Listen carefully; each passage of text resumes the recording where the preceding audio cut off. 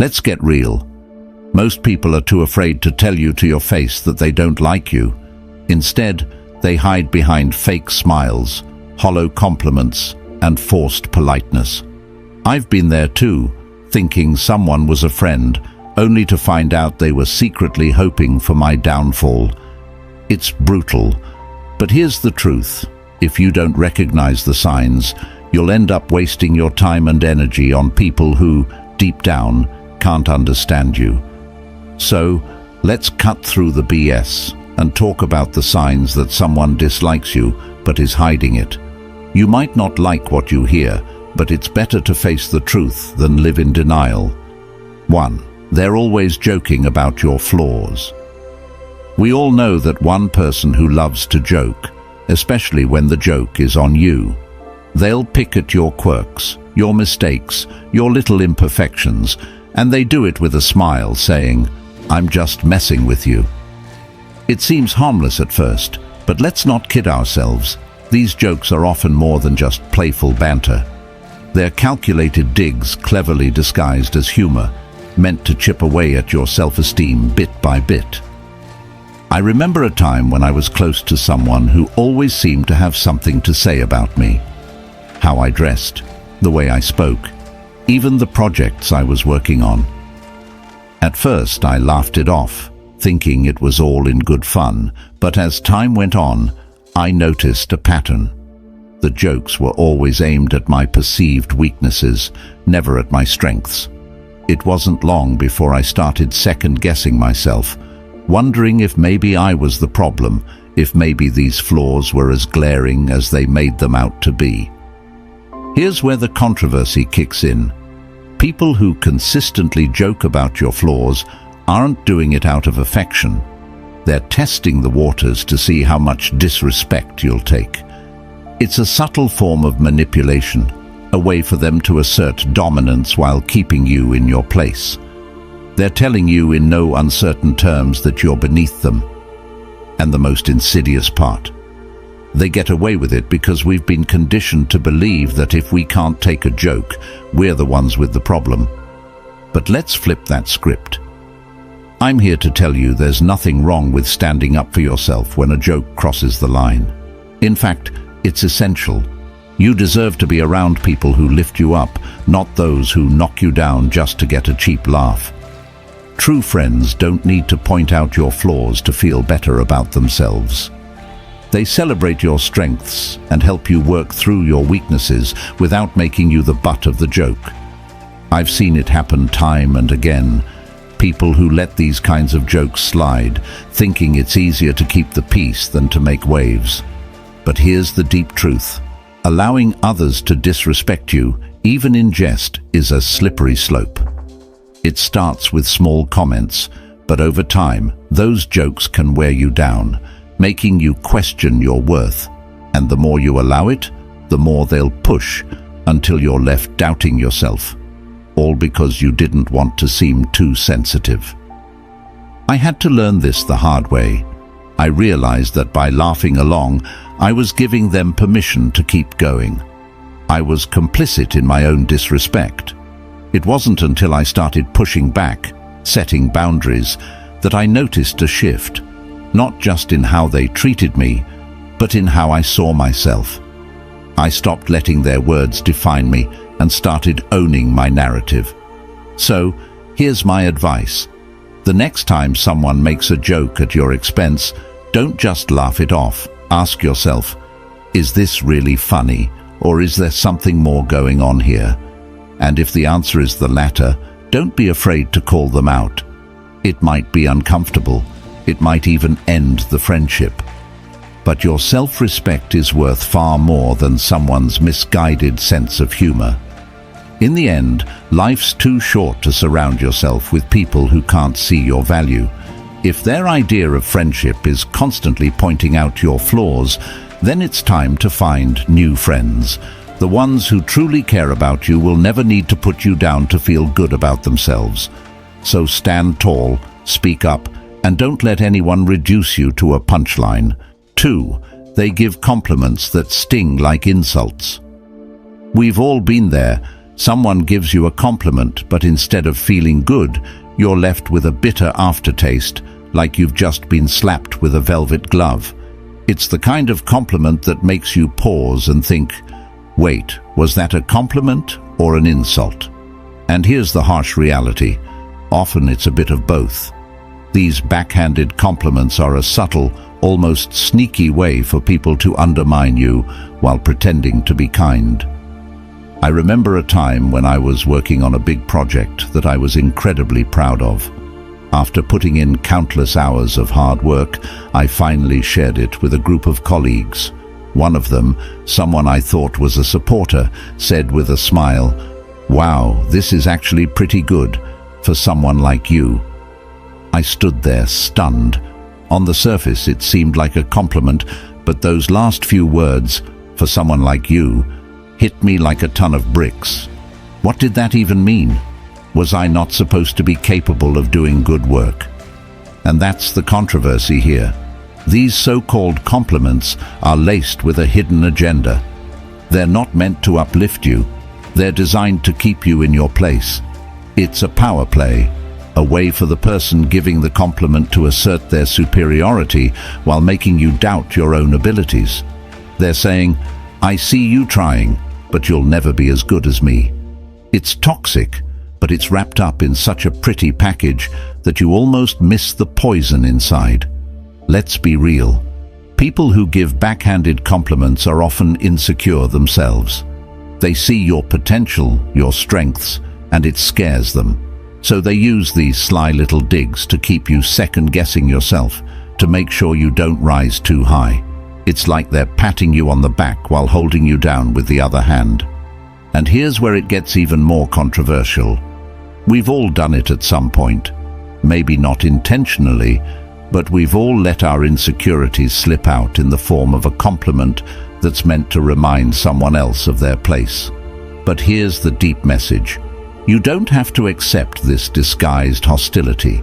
You have the power to reject it, to see it for what it really is, a reflection of their own insecurities, not a measure of your worth. When someone says, "You're smarter than you look," or "This is good considering you're new at this," you don't have to swallow it whole. Call it out for what it is, even if it makes things awkward, because if you don't, you're allowing them to dictate how you see yourself, and that's a power you should never hand over to anyone. I've learned to recognize these compliments for what they are, a mirror reflecting someone else's insecurities. And when you see it that way, it loses its sting. Instead of internalizing it, you can almost laugh it off, because at the end of the day, their words say more about them than they ever will about you. So here's what I do now. When I receive a backhanded compliment, I don't let it slide. I'll respond with something like, "Thanks, but what do you mean by that?" It forces them to confront the insult hidden in their words, and more often than not, it puts them on the spot. They're suddenly aware that you're not playing their game, and it's amazing how quickly their tune changes.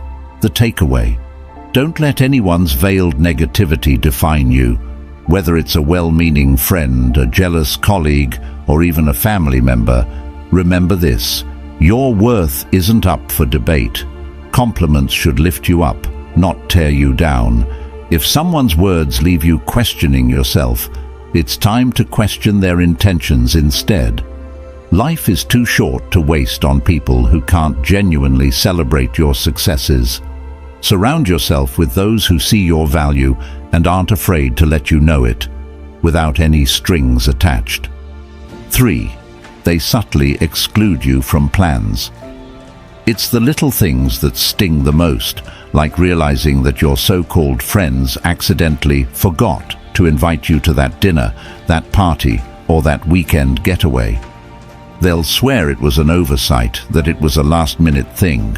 Or worse, they'll assume you were too busy anyway. But let's be real. These aren't accidents. This is social exclusion in its sneakiest form, and it's a clear sign that you're not as valued as you think. I've been on the receiving end of this too many times, I remember checking my phone one weekend and seeing pictures of a group of friends having a great time at an event I would have loved to attend. The kicker: not a single person mentioned it to me beforehand. When I casually brought it up later, they were full of excuses. "Oh, we thought you were busy," or "It was such a last-minute plan." But deep down, I knew the truth. If they wanted me there, they would have made sure I knew about it. And here's where the controversy comes in. We've been conditioned to make excuses for people who exclude us. We tell ourselves, "It's not a big deal," or "I'm sure it wasn't personal." But let's call it what it is. It's personal. When people consistently leave you out, it's because they've made a decision about your place in their life. They don't see you as essential to their group, and that hurts.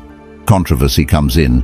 We've been conditioned to accept busy as a valid reason to be pushed aside. But let's be honest, people make time for what and who they care about. If they're constantly busy when it comes to you, it's not about their schedule, it's about their priorities. And that's a hard pill to swallow, because it forces you to confront the reality that you might not be as important to them as they are to you. The harsh reality is that busy is often a polite way of saying, "I don't want to spend time with you." It's easier for them to blame it on their schedule than to admit that they're choosing not to include you in their life. It's a passive-aggressive way of keeping you at arm's length without having to deal with the confrontation that would come with telling you the truth. They want to keep you on the hook just in case, without actually investing in the relationship. I've been on both sides of this.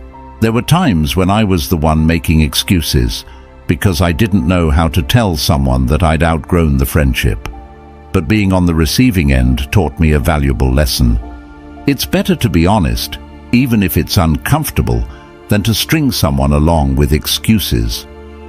When I finally called out my friend on always being busy, the conversation was awkward, but it was necessary. It gave me the clarity I needed to move on and invest my time and energy in relationships where I was valued. Here's the deep message: your time is precious, and so is your energy. Don't waste it on people who can't be bothered to make time for you. If someone is constantly too busy for you, it's time to reassess the relationship. You deserve to be around people who are excited to see you, who make an effort to include you in their lives, not just when it's convenient for them, but because they genuinely enjoy your company. It's important to recognize that people change, and so do relationships. Sometimes we hold on to people out of habit, nostalgia, or fear of being alone, even when they've clearly moved on. But there's strength in letting go, in acknowledging that you deserve more than someone's leftover time. It's not about being needy or demanding. It's about valuing yourself enough to walk away from those who don't value you. 4. They roll their eyes or give you condescending looks. You know that feeling when you're in a group and you say something, only to be met with a roll of the eyes or a dismissive look. It's a punch to the gut, right? Those little gestures speak volumes. It's a clear indicator that they're not just uninterested in what you have to say. They're actively dismissing you. I've been in situations where I shared my thoughts on a topic I was passionate about, only to be met with eye rolls and sarcastic comments. At first, I brushed it off, thinking maybe I was just being sensitive. But after a while, it became evident. Their reactions weren't just a matter of differing opinions. It was their way of signaling to everyone else in the room that I didn't deserve to be taken seriously. The truth is, rolling your eyes or giving condescending looks is a silent but powerful form of disrespect. It's a way for someone to belittle you without saying a word, to undermine your confidence while pretending it's all in good fun. Here's where the controversy lies. Many people brush off these gestures, telling themselves it's just part of their personality. But here's the reality check. These behaviors are toxic, and they have a profound effect on your self-worth. And here's the kicker. People who roll their eyes at you are often projecting their own insecurities. They feel threatened by your confidence, your knowledge, or your ability to articulate your thoughts. So instead of engaging with you on the same level, they choose to demean you. It's a classic power move, and the most unfortunate part. It often works. When you're met with constant eye rolls and dismissive looks, it can wear you down and make you question your own worth. I've learned to address this behavior head-on. The next time someone rolls their eyes at something I say, I'll call it out. Did you just roll your eyes? What's that about? It puts them on the spot and forces them to reconsider their behavior. And more importantly, it reminds me that I won't tolerate that kind of disrespect. So here's the takeaway. Don't let anyone diminish your voice or your worth. Eye rolls and condescending looks are signs that someone is attempting to exert power over you, and you have every right to challenge that. Surround yourself with people who respect your opinions, who appreciate your insights, and who lift you up instead of tearing you down. Life's too short to waste on those who can't handle your brilliance. 5. They avoid physical contact like the plague. Let's talk about the elephant in the room. Physical contact, or rather the lack of it. We're not just talking about romantic relationships here. Physical contact is a basic human interaction, a way of connecting and building trust. So what does it mean when someone goes out of their way to avoid even the most casual touch? The answer isn't pretty. They're sending a clear signal that they're uncomfortable around you, and it's time to pay attention. I once had a colleague who seemed to recoil every time I reached out for a handshake or a friendly pat on the back. At first, I thought I was imagining things, but then I noticed it wasn't just me. They were warm and tactile with everyone else, but when it came to me, it was like I had the plague. It wasn't long before I realized that their avoidance of physical contact was more than just a quirk. It was a deliberate effort to keep me at a distance. Here's the controversial part. Physical contact is a natural part of human interaction, and when someone consistently avoids it, they're communicating a lack of comfort or connection. Sure, some people just aren't touchy-feely, and that's okay. But when it's selective, when they're fine hugging others but stiffen up around you, it's a red flag that something's off. They might not dislike you enough to say it outright, but their body language is doing all the talking. And let's be honest, we've all been there on both sides of the equation. Maybe you've avoided a handshake or leaned back when someone got too close because you just weren't feeling the vibe. Or maybe you've been on the receiving end, wondering why someone always seems to flinch when you're around. It's uncomfortable, it's awkward, and it's often a sign that the relationship isn't as strong as you'd like to think. But here's the deeper truth. Physical contact is a fundamental part of human connection.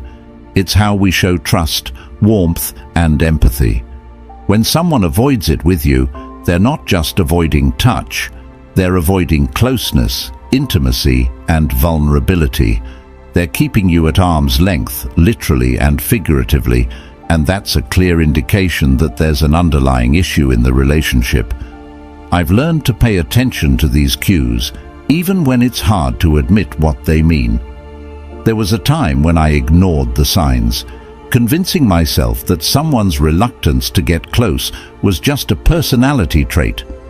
But the more I reflected on it, the more I realized that it was about me and our relationship. When I finally confronted the situation, it led to some tough conversations and, in some cases, the end of the relationship. But it also freed me from the frustration of wondering why things felt off. So here's the deep message. Don't ignore the signs. When someone avoids physical contact with you, it's more than just a preference. It's a statement about their level of comfort and connection with you. If you notice this pattern, don't be afraid to address it.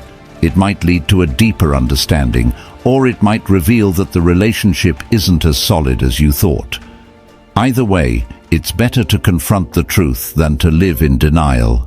And remember, you deserve relationships where physical contact isn't something to be avoided, but something that happens naturally and comfortably. Whether it's a friendly hug, a handshake, or just sitting close without feeling awkward, these small gestures build trust and connection.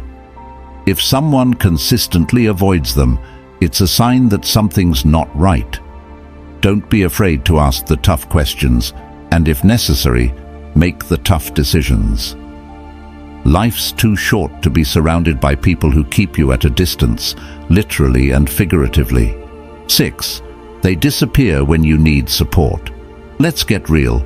Nothing reveals the true nature of a relationship like a crisis. When the going gets tough, you find out who your real friends are.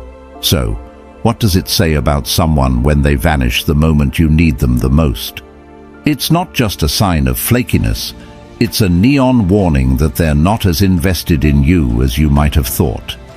And let's face it, when someone pulls a disappearing act during your darkest hours, it's not just hurtful, it's a betrayal. I learned this the hard way during a particularly rough patch in my life. I was dealing with a major personal issue, something that really shook me to my core. Naturally, I turned to the people I considered close friends, expecting some level of support, even if it was just a text or a quick call. But guess what? Crickets. The people I thought would be there for me suddenly had every excuse in the book. I'm so swamped at work. Sorry, I'm just really busy right now. I'll check in with you later. Spoiler alert, they never did. Here's where it gets controversial.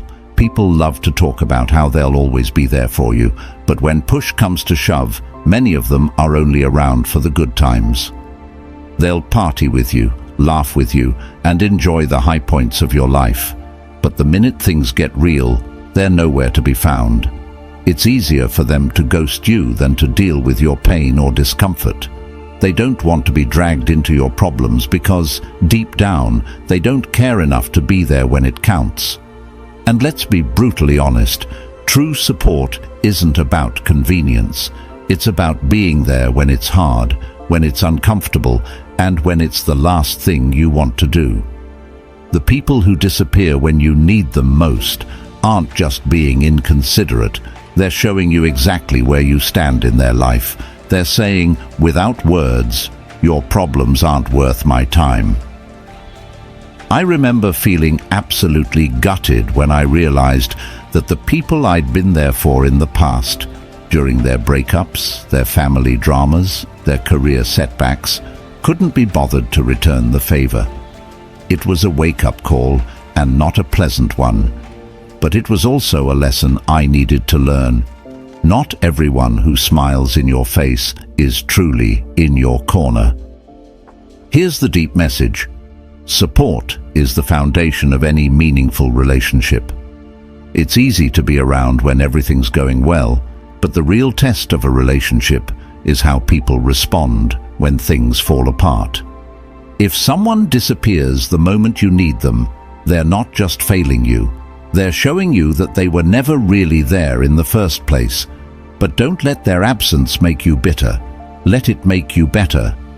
Use it as a filter to sift out the people who don't deserve a place in your life.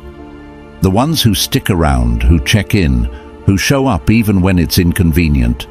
Those are the people who truly matter, and those are the relationships you should nurture and cherish. In the end, life is too short to invest in fair-weather friends. Surround yourself with people who will stand by you in the storm, not just bask in the sunshine. Because when you find those rare individuals who stick around when the chips are down, you've found something worth holding on to. And as for those who disappear, let them go.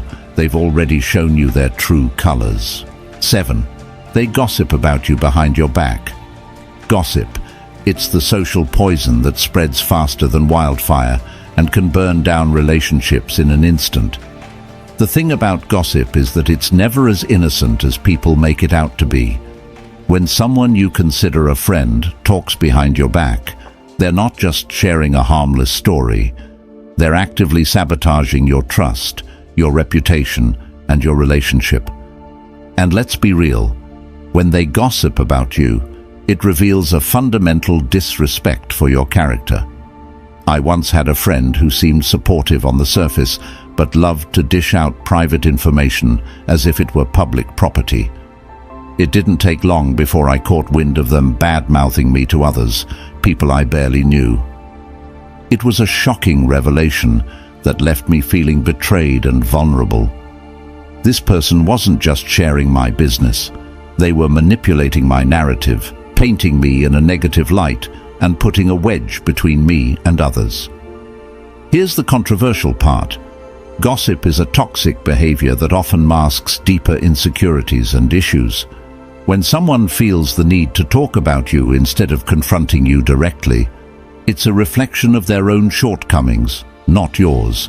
They're projecting their fears, jealousy, or insecurities onto you, creating a narrative that suits their agenda. So what do you do when you find out someone has been gossiping about you? You confront it. I know it's uncomfortable, but ignoring the situation only gives it power. When I finally addressed the issue with my friend, it led to an explosive conversation that revealed so much about their character. It turned out they were grappling with their own insecurities and felt threatened by my successes. Instead of having an open dialogue with me, they chose to undermine me instead. The deep message here is this: gossip is a sign that someone isn't your true friend. Friends lift you up. They don't tear you down behind your back. If someone is gossiping about you, it's time to reevaluate their place in your life. You deserve relationships built on trust, loyalty, and open communication, not backstabbing and petty drama. And remember, even if you're the target of their gossip, don't let it define you. People will talk, but your worth isn't determined by their opinions or narratives. Focus on the relationships that matter, the ones built on respect and mutual support. When you surround yourself with genuine people, the gossip fades into the background, and you're left with the strength of true friendships. So here's the bottom line: if someone is gossiping about you, don't give them the satisfaction of letting it affect you. Confront it, learn from it, and move on. Life's too short to waste on people who can't keep your name out of their mouths. Surround yourself with those who celebrate you, not those who belittle you. The true friends will be there to uplift you and defend you, and those are the relationships worth cherishing.